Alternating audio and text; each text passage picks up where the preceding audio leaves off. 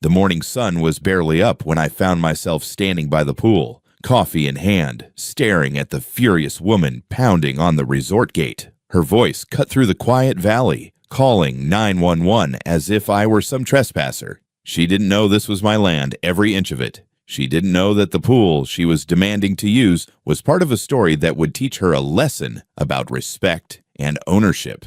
By the time the deputies arrived, the truth would burn hotter than the Arizona sun. Let us know where you're watching from today. And if you're new here, don't forget to like this video and subscribe to join our growing community. The day started like any other in the valley, calm and quiet with the warm Arizona sun just creeping over the mountains. I had my usual mug of black coffee, leaning on the rough wooden railing of my porch when I spotted her. A woman in a flashy floral swimsuit and oversized sunglasses came striding up the gravel path like she was on some kind of mission.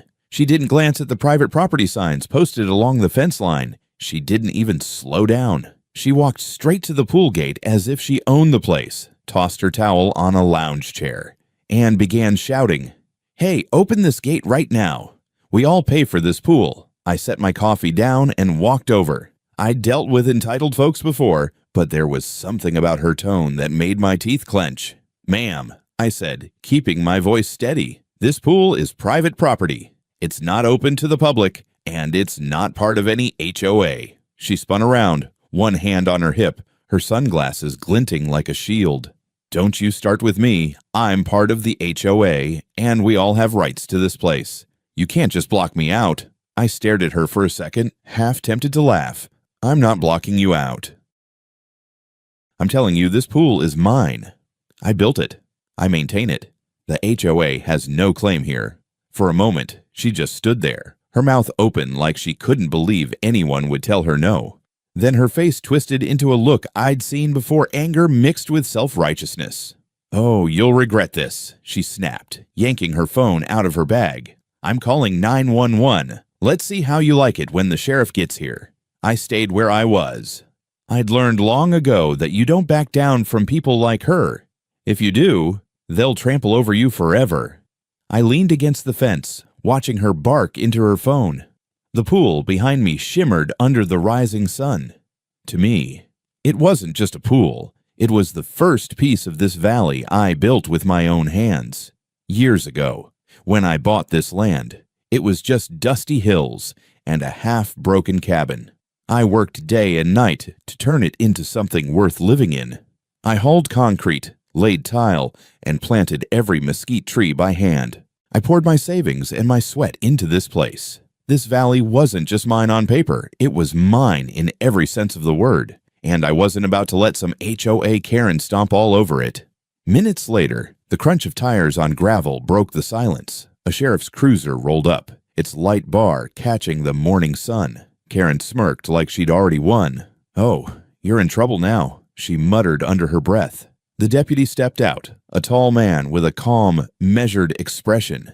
He looked from her to me, one eyebrow raised. "We got a call about a dispute over property access," he said.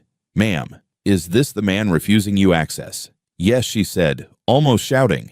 "This man is blocking me from using the community pool. He has no right to do that." I kept my tone even.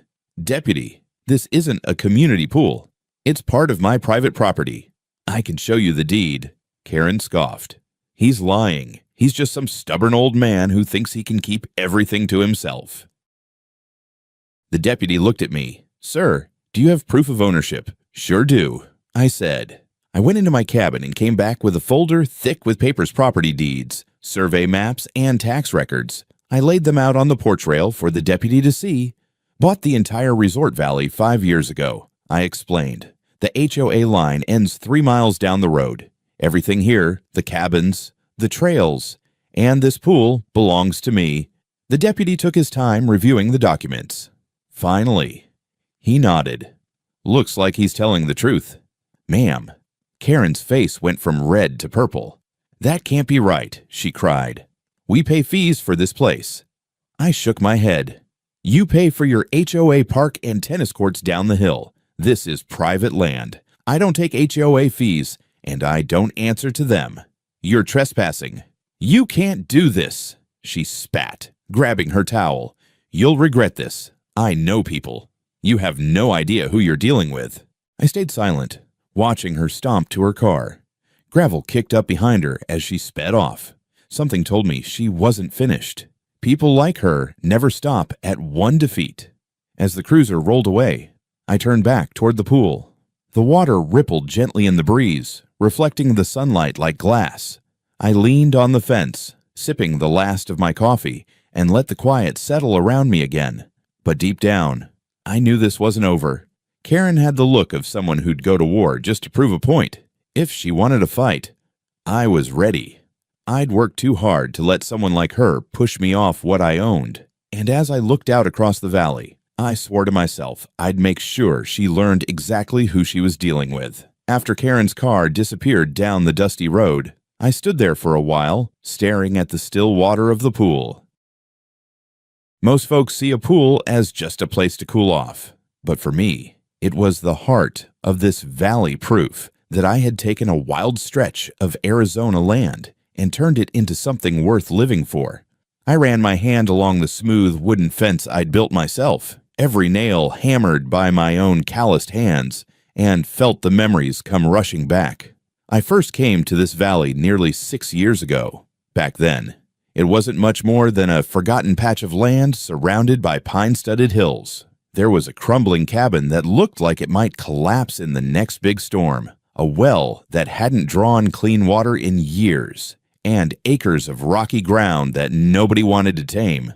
But I saw something in it, a chance to build a place where I could breathe, a place that belonged to no one but me. I worked through the brutal summers and the cold desert nights, often sleeping under the stars because the roof of the cabin was too rotten to trust. I hauled lumber in my pickup, mixing concrete by hand when I couldn't afford a proper mixer. Every payday from my construction jobs went straight into this land.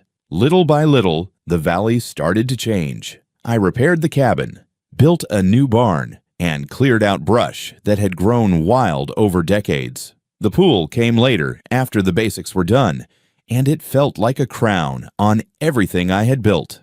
The pool was my way of saying I had made it of carving out a life that no one could take from me. I used natural stone from the nearby creek for the border, set up a deck with old cedar wood, and planted mesquite trees around it for shade. It wasn't fancy, but it was mine. Every time I walked out there and saw the sunlight bouncing off the water, I felt a peace that no HOA meeting or city ordinance could ever give me. The resort valley wasn't just a pool and a cabin anymore. Over time, I added 3 guest cabins for friends and family, a workshop where I built furniture from the pine trees I harvested, and a fire pit big enough for a dozen folks to sit around. My nearest neighbor lived 3 miles down the road, and that was just how I liked it. No noise, no busybodies, and no one trying to tell me what to do with my own land. But then the HOA started creeping in. A few years ago, a housing development popped up near the southern edge of my property line. At first, I didn't think much of it. They built their tidy houses and manicured lawns, and I stayed up here on my ridge, minding my own business. But soon enough, I started hearing stories about this HOA, their endless rules about paint colors, lawn heights, and who could use the community pool they built down the hill. I wanted no part of it. The problem was, some of those new residents didn't understand where the HOA ended and my land began. They'd drive up here thinking my property was just another part of their community. I had to put up signs, private property and no trespassing, but that didn't stop everyone. And then came Karen. She wasn't the first one to mistake my pool for something she had rights to, but she was by far the loudest and most entitled. I couldn't help but shake my head as I thought about her threatening to make me regret it. People like her believe they can bully their way through life, but I've spent too many years fighting for every inch of this land to be pushed around now. I've fought floods, droughts, and hard winters.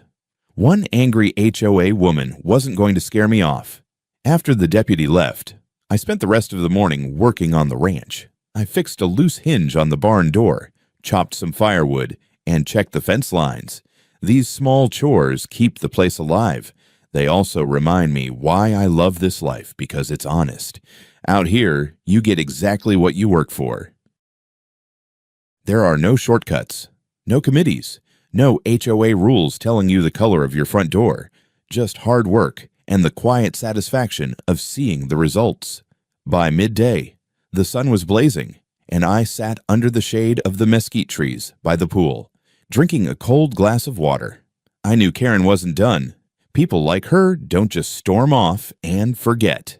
She'd be back, and next time she'd probably bring backup maybe her HOA board or even a lawyer. That thought didn't scare me. In fact, it made me smirk a little, because if they wanted to fight, I had the one thing they didn't proof: ironclad proof that this valley was mine, and no HOA rulebook could touch it. I pulled the property folder out again, flipping through the old maps and deeds. The original boundaries of this land stretched farther than most people realized. My grandfather used to say, "When you own something, make sure you know every inch of it."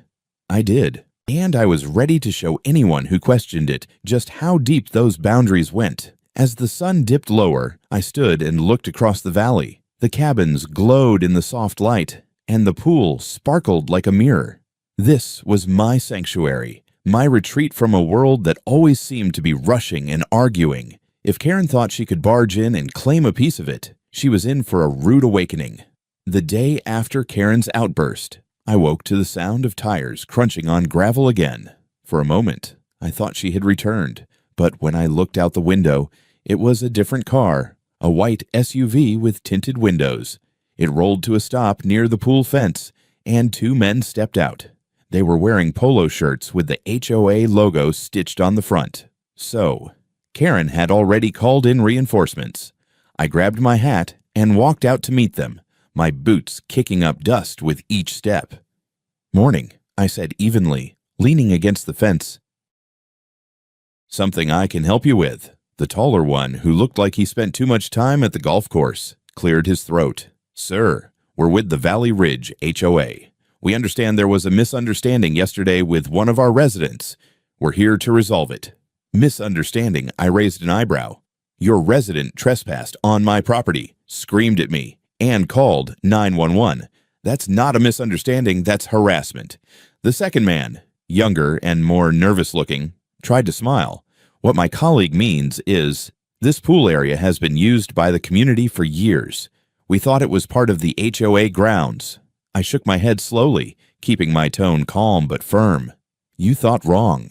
This entire resort valley pool, cabins, and every square inch of land you see here is mine, bought and paid for. Your HOA stops 3 miles south of here. I don't answer to your board or your fees." The older man frowned.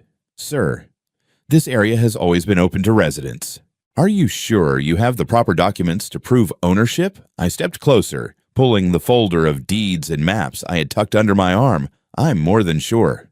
Would you like to see the original purchase contract, the tax records, or the county surveyor's map? Take your pick. I've got them all right here." They glanced at each other, clearly realizing this wasn't going the way they'd planned. I laid the documents on the fence post, flipping to the official property map with the county seal. "See this line? That's where your HOA ends. Everything north of this ridge is mine. This pool was built on my land, with my money, and I've maintained it without a dime from your HOA funds." The younger man's face flushed. "Well, perhaps we should have double-checked the boundaries. The older one didn't give up so easily. We can still come to an agreement. Maybe we can draw up some kind of shared access contract." I cut him off. "Not happening. I built this place for peace and quiet, not for HOA drama. I'm not signing anything. Tell your residents to stay off my property, or the sheriff will be the one giving warnings next time." For a moment, they just stood there, clearly unused to someone standing up to them. HOA boards thrive on intimidation, on scaring people into compliance with threats of fines and rules. But I wasn't one of their suburban homeowners. I had carved this place out of the wild with my own hands.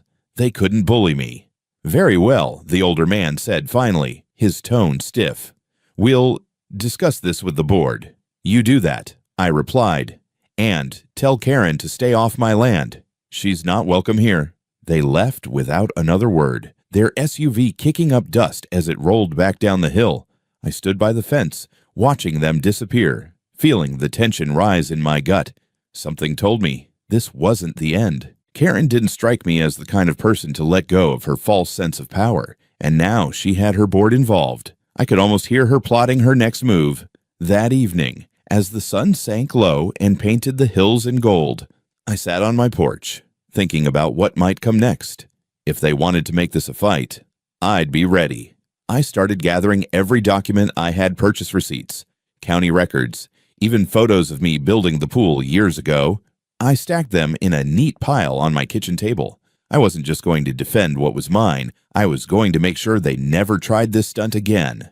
Later that night, I heard a truck slow down on the gravel road.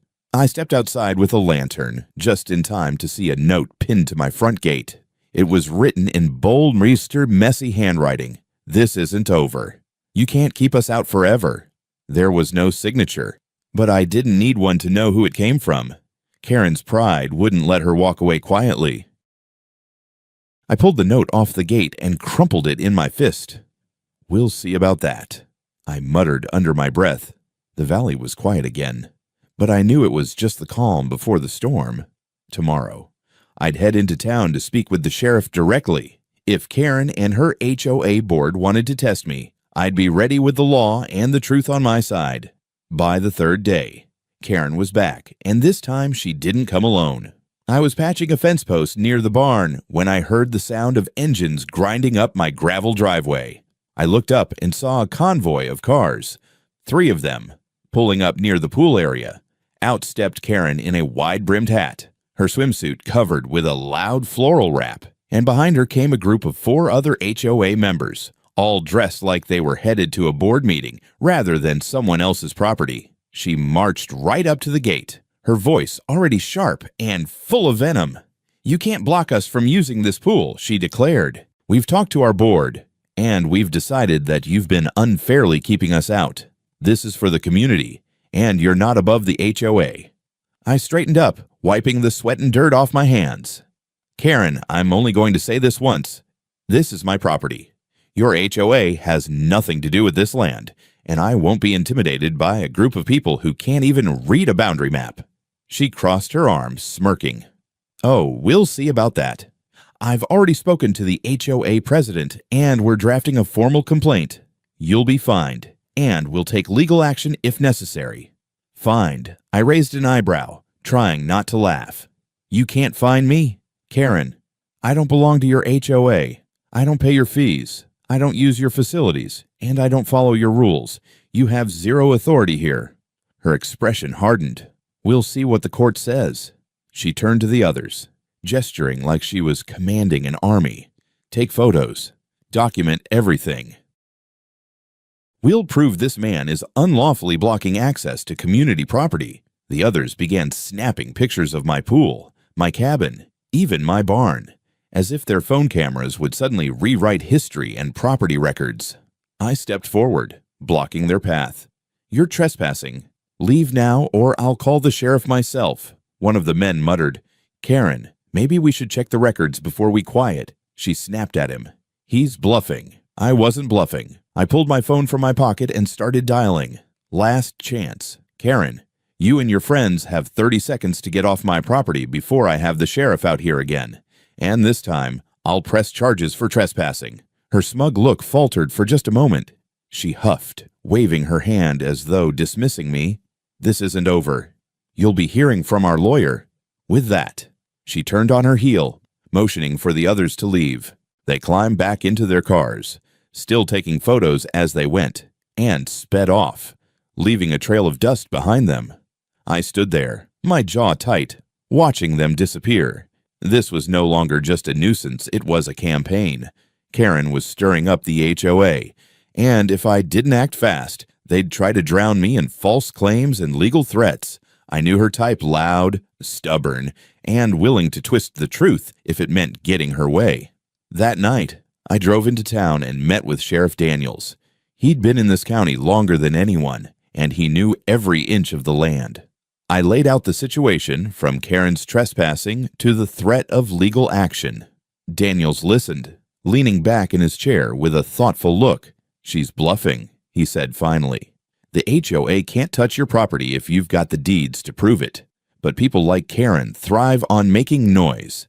Best thing you can do is gather all your paperwork and stay ready. If she tries anything, I'll back you up." "I appreciate that, Sheriff," I said, "but something tells me she's not going to stop at threats." Daniels nodded. "Probably not. Folks like her hate being told no. They think rules are meant for everyone else, but you've got the law on your side. Just keep your cool and don't give her anything she can twist against you." On my way back to the valley, I couldn't shake the feeling that Karen was planning something bigger. Sure enough, the next morning I woke up to find flyers taped to my front gate and mailbox. They read, "Community Alert Man illegally restricts pool access. Report him." There was even a blurry photo of me standing by the pool, arms crossed, looking every bit like the villain she wanted to paint me as. I crumpled the flyer, anger simmering in my chest. She wasn't just pushing her luck anymore. She was attacking my name, my home, and everything I had built. If she wanted a war, she had just declared one. The morning I found those flyers, something in me hardened. Karen had crossed the line from being an annoyance to becoming a real threat. Not only was she trespassing and lying, but now she was trying to turn the entire community against me. I wasn't about to let her rewrite the truth about my land, or the years of blood and sweat I had poured into this valley. I spent the rest of that morning digging through my old files, gathering every scrap of evidence I had. Property deeds, tax records, county maps, receipts for building materials. Every document I had from the day I bought this place went into a thick folder. I even found old photographs of me pouring the concrete for the pool and planting the mesquite trees. If Karen thought she could intimidate me with flyers and legal threats, she was in for a rude awakening. By noon, I was in town, walking straight into the county clerk's office. "Morning, Lisa," I said to the woman behind the counter. Lisa had worked there for 20 years and knew the history of every property in this county. "I need certified copies of my property deeds and the original survey records for the valley." Lisa looked up, surprised. "Someone giving you trouble?" "Sam." I nodded. An HOA group down the road is trying to claim they have rights to my pool. They're spreading lies, and I'm not letting it go any further. She raised an eyebrow. "Figures. Those HOA folks can get a little high and mighty. Let me pull the records for you." She came back 10 minutes later with a stack of papers, each stamped with the county seal. "This should shut them up," she said, sliding the documents across the counter. "Your property lines are as clear as day. That pool isn't even close to their jurisdiction." I thanked her and left, feeling a little more confident. On my way home, I stopped by the sheriff's office to give Daniels an update. I laid the certified documents on his desk. If Karen or her crew show up again, I want there to be no doubt. This is my land, and they have no claim here. Daniels flipped through the pages and gave a firm nod.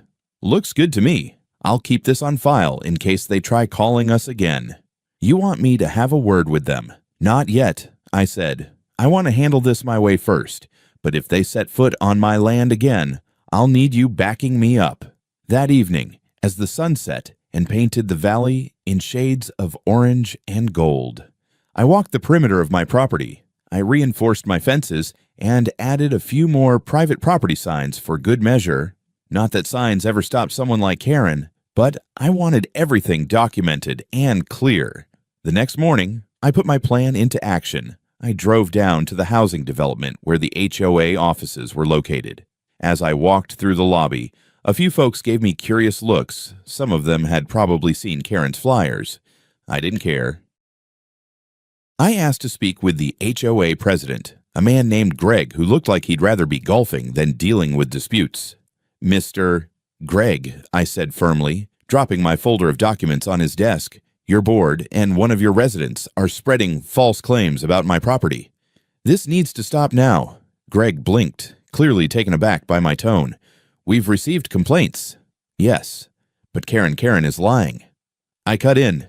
"Your HOA has zero rights to my land, and I've got county-certified documents to prove it." I opened the folder and laid out the maps and deeds one by one. "Here's the line where your HOA ends. Everything beyond this ridge is mine. Your residents are trespassing, and I won't tolerate it." He stared at the documents for a long moment, then sighed.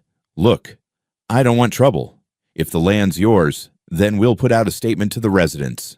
But Karen, she's hard to deal with. Then make her stop." I said, "Or next time, I'll press charges." I'm done playing games. By the time I left that office, Greg had promised to look into it, but I could tell he didn't have the backbone to stand up to Karen. That meant I'd have to do it myself. That night, I drafted my own letter, not just for Karen, but for every resident in that HOA. I explained, in clear terms, that the pool and Resort Valley were private property, backed by county records. I made it clear that anyone caught trespassing would face legal action. The next morning, I drove through the development and posted copies of the letter on every community board I could find. I wasn't looking for a fight, but I wasn't going to let anyone think I was afraid, either.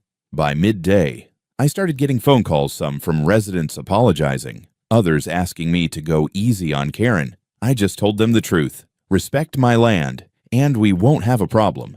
But I knew Karen wouldn't let it go. She was too proud, too stubborn. And, sure enough, that evening I spotted her car parked down the hill, just outside my property line. She was on the phone, pacing like a woman plotting her next move.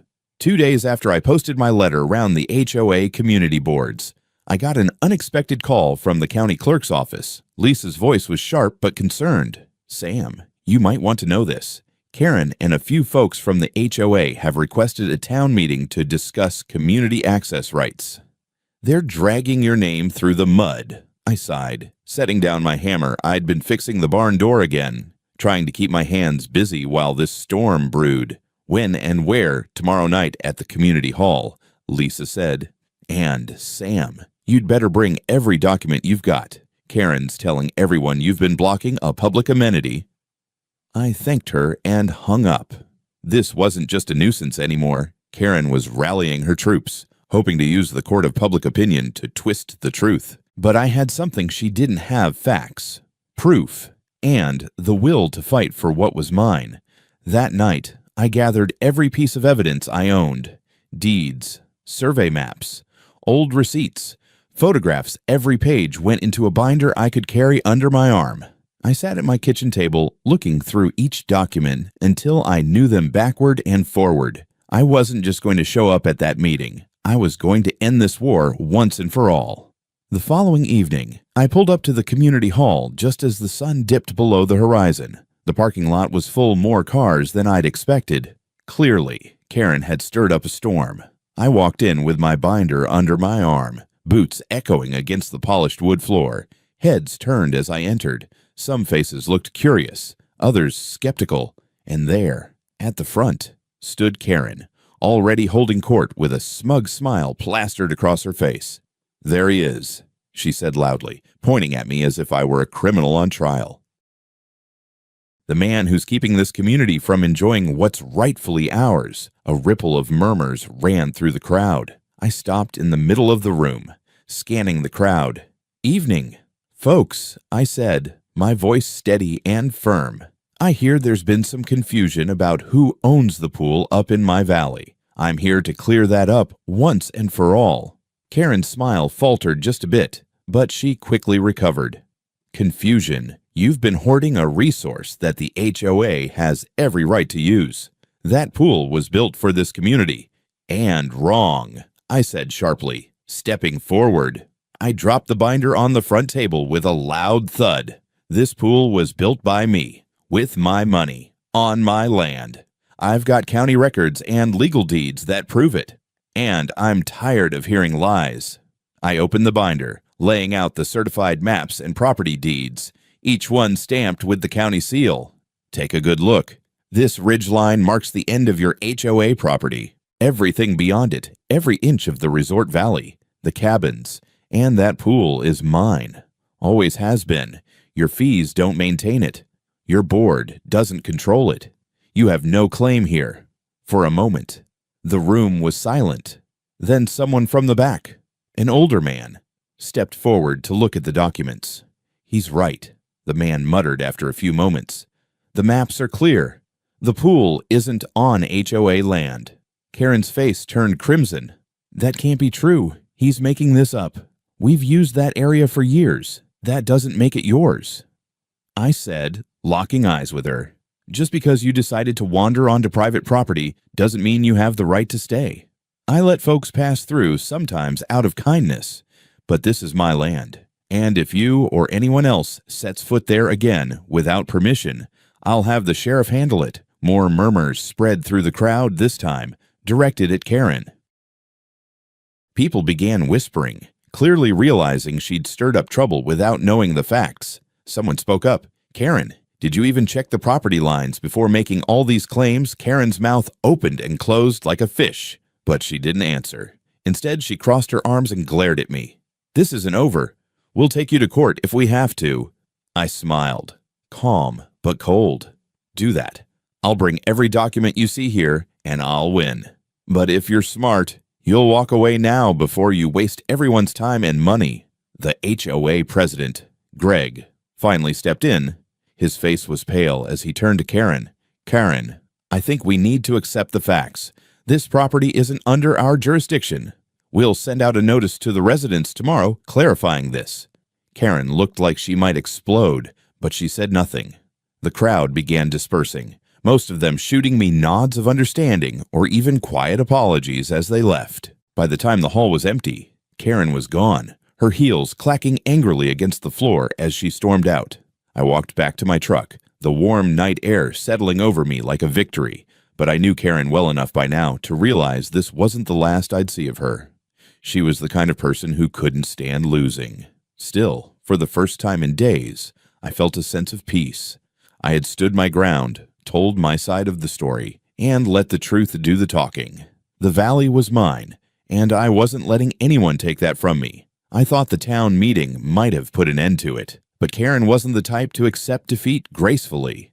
The very next morning, I received a letter delivered by certified mail. Inside was a neatly typed note from a law office in town, threatening legal action for unlawful restriction of community amenities.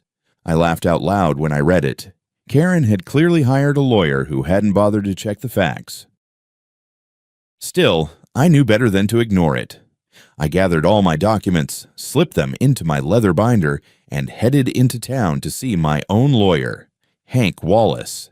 Hank had been practicing law in this county for over 3 decades, and he knew every land dispute, every property line, and every HOA squabble better than anyone else. He looked over Karen's lawyer's letter, smirking as he read, "She doesn't have a leg to stand on." Sam, this is nothing more than a scare tactic. I'll draft a response and include copies of all your deeds and county records. We'll shut this down before it even reaches a courtroom. Good, I said, leaning back in the chair, because I'm done playing games with her. I want her to understand once and for all that she can't bully me. Hank nodded. Oh, she's about to learn that the hard way. I'll also include a warning if she keeps trespassing or harassing you. We'll file for an injunction and sue her for damages. That usually gets the point across. 2 days later, Hank sent the letter. It wasn't just a polite response, it was a full legal counterstrike. Every page outlined my ownership, with official stamps, dates, and signatures. It ended with a stern warning. Any further harassment or false claims by the HOA or its members will result in legal consequences. I figured that would do the trick, but Karen wasn't finished. That weekend, I spotted her car parked just down the road, watching my property like a hawk. It was almost dark when I saw her walk up to the pool fence, phone in hand, taking pictures as if gathering evidence. I walked out quietly, boots crunching on the gravel, and when she saw me, her face froze. "Karen," I said, voice calm but cutting, "you're trespassing again, and this time, I'm not warning you twice." She puffed up, defiant. "I'm documenting everything for my lawyer. You'll see this isn't over." "Oh, it's over," I said. "Because right now, I'm calling Sheriff Daniels, and this time, I'll press charges." I pulled my phone out and started dialing. Her confidence wavered for the first time. You wouldn't dare," I smiled. "Try me." She stood there for a moment, glaring, then finally spun on her heel and stormed back to her car. I watched her drive off, dust flying behind her, and I knew I'd just hit her pride harder than ever. But I also knew something she didn't. I had more than legal power on my side. I had proof of something that could truly end this fight. Later that night, I dug through an old metal lockbox I hadn't opened in years. Inside were not just my property documents, but the original contract I signed with the previous landowner. It included a clause stating that the HOA had explicitly relinquished any rights to this valley decades ago, long before Karen ever moved in. I hadn't thought much about it before, but now I saw its value. It wasn't just proof I could use it as the final nail in the coffin. The next morning, I called Hank and told him about the document. "Bring it in," he said with a chuckle. "We'll make sure Karen's lawyer sees it. She'll have no choice but to back down after this." That afternoon, Hank sent another letter, this one with a copy of the original contract attached. It was undeniable. When Karen got it, I imagined she must have fumed. But this time, there was nothing she could do. No more threats. No more trespassing. I didn't see her car on my road again after that. 2 days later, Greg, the HOA president, called me personally. His voice was almost apologetic. "Sam, I just want to say, we're sorry for all this mess. Karen went too far. The board is officially dropping any claims or complaints against you." I let out a long breath I didn't realize I'd been holding. "Good. Tell Karen and the rest of your residents that if they stay off my land, there won't be any more problems. But if they try something like this again, I won't hesitate to take it to court." Greg sighed. "Understood. I'll make sure everyone knows the truth now." As I hung up the phone, I walked out onto my porch and looked across the valley. The air felt lighter. The sun was setting, painting the pool and hills in warm gold, and for the first time in weeks, I felt like I had my peace back. Karen had tried every trick she knew, but in the end, the truth and hard proof had beaten her. I poured myself a strong cup of coffee and sat by the pool, listening to the quiet ripples of the water. This was my land, my home, and I wasn't going to let anyone, HOA or otherwise, take it from me. The days following Greg's call felt like a deep breath after a long storm. For the first time in weeks, the valley was quiet again. There were no HOA cars pulling up uninvited, no angry voices at the gate, no flyers accusing me of things I didn't do, just the warm Arizona sun, the smell of cedar and mesquite, and the sound of the wind rolling softly through the hills. I spent the morning walking the perimeter of my land, checking the fences the way I always did. Everything felt still, as if the valley itself was letting me know that the fight was over. When I reached the pool, I stopped to admire it. The water shimmered under the sunlight, the stone border warm from the heat of the day. This pool wasn't just a place to swim. It was my reward for years of hard labor, mixing concrete, hauling stone, and fighting the elements to build something worth keeping. Karen's battle had taught me something I didn't realize I needed to learn again: the value of standing my ground, not just for property, but for principle. She had tried everything: intimidation, lies, even legal threats, but in the end, the truth had cut through it all, and truth, I knew, was something that couldn't be shaken by noise or arrogance. That evening, I sat on my porch as the sun began to dip low, painting the valley in shades of orange and deep red. I sipped a glass of cold, sweet tea and thought back to the start of all this. It was almost laughable now, one woman thinking she had the right to take what wasn't hers simply because she was loud enough to call 911. She had no idea that the man she was yelling at owned not just the pool, but every inch of this valley for miles. I could have let anger eat at me, but instead, I felt something different, a kind of peace. I had won, not by shouting, but by standing firm, by letting the work of my hands and the proof of my records speak louder than her tantrums. I'd protected not just the land, but the quiet life I'd built here, and that meant more to me than any argument. A few days later, I got a knock on my door. When I opened it, I saw an older couple from the HOA standing there, looking sheepish. "We just wanted to apologize," the man said, holding his hat in his hands. "We didn't know the whole story. Karen, well, she has a way of convincing people, but we realize now this land is yours, and we're sorry for any trouble we caused." I smiled, shaking his hand. No harm done as long as it stops here. I'm not against anyone. I just want my property respected. They nodded and left, and I watched them go, feeling a sense of closure. It wasn't about grudges or revenge. It was about drawing a line and holding it when someone tried to push past it. That night, I lit a small fire by the pool and sat on the deck, listening to the quiet hum of crickets. The stars were so clear you could almost count them, each one glowing above the dark ridgeline. I thought about all the years I'd spent building this place, the long days when the sun felt like it would burn me alive, and the cold nights when I wondered if I'd made a mistake.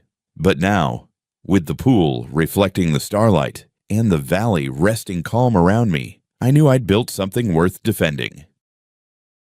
I took a slow breath, letting it all settle in. Life out here isn't easy. It's not about HOA rules or neat lawns or board meetings. It's about grit, patience, and the determination to make something out of nothing. And when someone tries to take that away, you have to be ready to stand like a mountain. As the fire crackled, I thought about what I'd tell anyone watching this story unfold. Don't let people like Karen push you around. If you know what's yours, protect it. If you've worked for something, stand by it. The valley grew darker, and I felt content in a way I hadn't in weeks. This was my home, my sanctuary, and nothing, not even the loudest HOA Karen, was going to change that. Sometimes, standing your ground isn't just about land, it's about dignity, about knowing that hard work and truth will always outshine noise and lies. If this story resonated with you, take a moment to reflect on what's worth protecting in your life. And if you enjoy hearing real stories of resilience and justice, consider subscribing to the channel or exploring more of our videos. There's always another tale of courage waiting to be told.